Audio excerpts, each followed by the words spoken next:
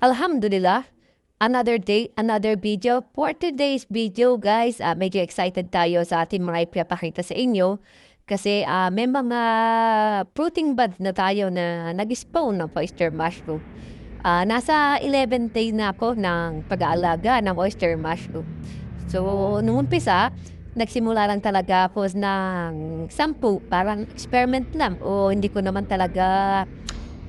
talaga ako mag-oyster mushroom farming.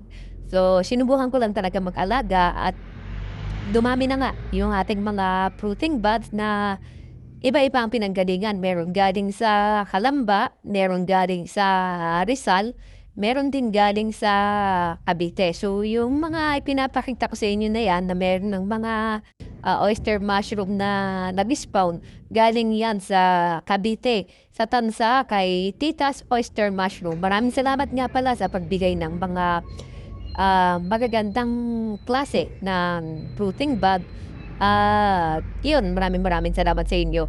At sa tuwing merong magtatanong kung saan mo nakuha yung mga quality na fruiting bud na ibinigay, tayo agad muna kong i-PPM o sa inyo ko agad sila papapuntahin o pabibilin. Yan. So, medyo maganda-ganda rin naman yung progress ng mga ibang nakuha natin. So, yung 10 na una, galing Calamba, wala pa siyang bunga or hindi pa siya naglalabas ng pinhead ng ating oyster mushroom. So, yan. Marami na siya.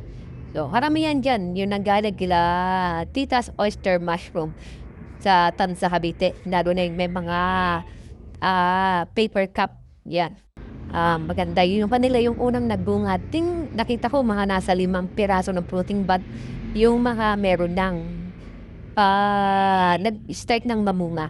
So, mga 2 to 3 days, guys, makaharvest tayo and then maluluto at matitikman natin yung ating oyster mushroom. Yan. Hanggang dito na lang.